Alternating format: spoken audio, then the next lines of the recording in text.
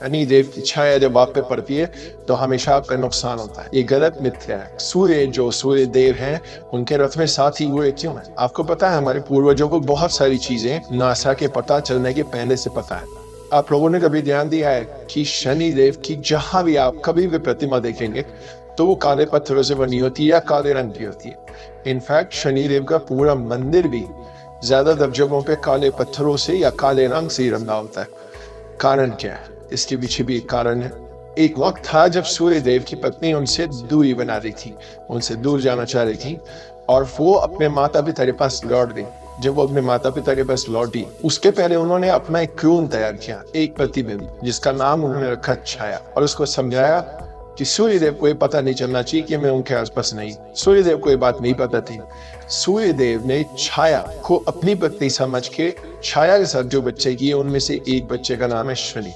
छाया मतलब साया, छाया मतलब शैडो। इसीलिए शनि देव जो है, क्योंकि वो छाया के पुत्र है, इसलिए काले। और आपने सुना हुआ ये लाइन कि शनि की छाया, शनि की छाया। वो छाया जो है वो शनि की माँ का नाम है। हनुमान जी की पूजा करना, हनुमान जी के अगर आप भक्त हैं तो ये माना जाता है कि शनि का प्रकोप आप पे माइल्ड होता है, कम होता है। इसीलिए हर घर में हनुमान जी की पूजा सबसे ज्यादा होती है। हर घर में हनुमान चालीसा होता है, क्योंकि शनि हनुमान भक्त को उस लेवल का नुकसान चाह के भी नहीं पहुंचा सकते जो बाकियों पर होता है। तो ये है शनि देव, जिनकी माँ का नाम है छाया। ये एक कारण है जिसके कारण उनका रंग काला माना जाता है। इसीलिए उनका मंदिर और उनकी मूर्तियां या काले रंग की होती हैं या काले पत्थर से बनाई जाती है। ये एक मिथ्या है। शनि देव की छाया जब आप पे पड़ती है तो हमेशा आपका नुकसान होता है।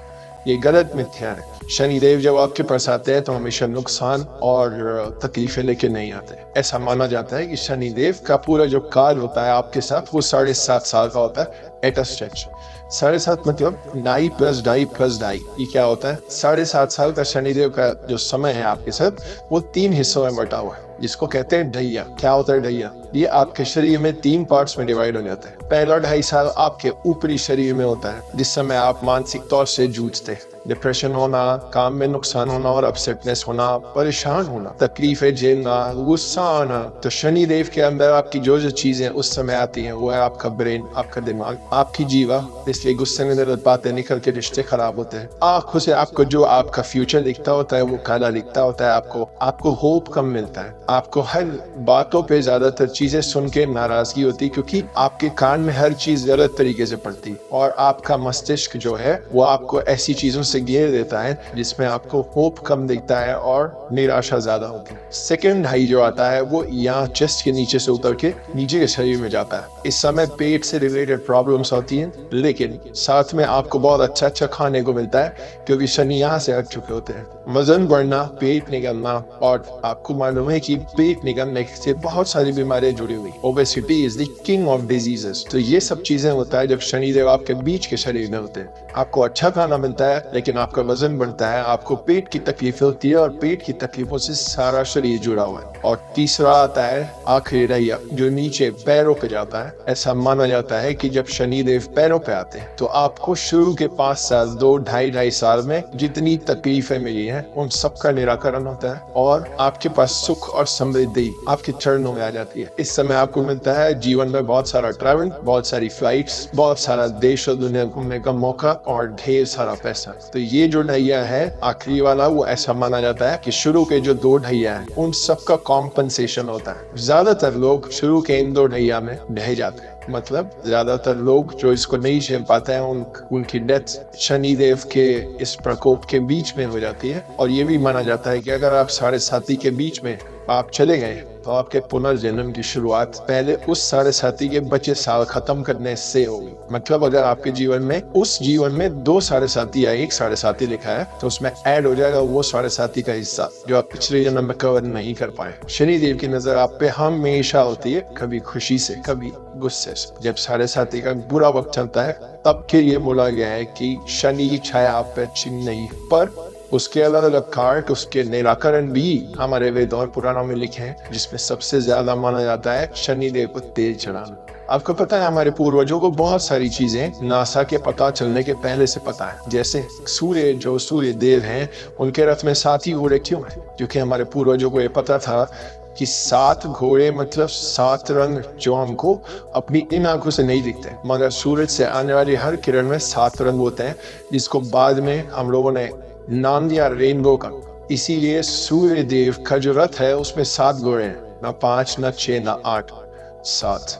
उसी प्रकार हमको पता था कि एक मिल्की वे ब्रह्मांड में, जिसको हम आकाशगंगा के नाम से जानते थे, मिल्की वे नाम मिलने के पहले से हम नासा का इंतजार नहीं कर रहे थे टेलीस्कोप बना के हमको दिखाने के लिए कि मिल्की वे क्या होता है। उसी तरह हमको पहले से पता था कि सौरमंडल, जिसको बाद में सोलर सिस्टम के नाम से जाना गया पूरे विश्व में, उसमें 9 ग्रह हैं, 9 प्लैनेट्स। हाँ, मुझे पता है अब 8 है, प्लूटो जा चुका है, मगर उस समय 9 होते थे। और इसीलिए हमारे परिवारों में, हिंदू धर्म में, सनातन धर्म में, हर अच्छे और बुरे काम के अंत में 9 ग्रहों की या तो पूजा की जाती है, उनकी शांति की प्रार्थना की जाती है। मैं क्या कहना चाह रहा हूँ? मैं ये कहना चाह रहा हूँ कि हमारे परिवार में जब कोई पैदा होता है तो 9 ग्रहों को देख के कुंडली बनाई जाती है, और जब किसी की अंत्येष्टि होती है, जब किसी का देहांत होता है, देह मतलब शरीर, अंत मतलब अंत, देह का अंत मतलब देहांत होता है, तो भी 9 ग्रहों की पूजा की जाती है आत्मा की शांति के लिए।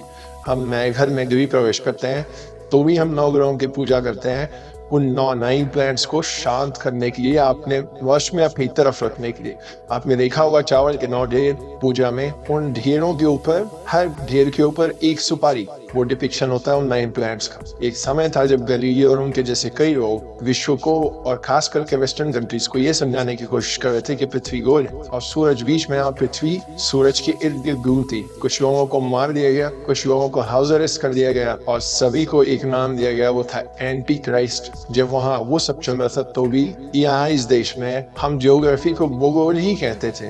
भू मतलब लैंड, गोल मतलब गोल्ड। मुझे ये पता है कि उन लोगों को ये सब पता था, मगर मुझे ये नहीं पता है कि मेरे पूर्वजों को, आपके पूर्वजों को, हमारे पूर्वजों को ये सब कैसे पता था बिना इतनी एडवांस टेक्नोलॉजी के जो आज है। तो मेरी मदद कीजिए जानने में कि हम कैसे नासा के फॉर्मेशन के भी पहले से अपने हनुमान चालीसा में अर्थ ऑफ सन का डिस्टेंस लिख चुके थे। खोजिए, ढूंढिए, पढ़िए, और फिर मुझे बताइए कि मेरे और आपके पूर्वजों को इतने टेक्नोलॉजी के पहले से इस तरीके के जटिल सवालों का जवाब कहाँ से मिला।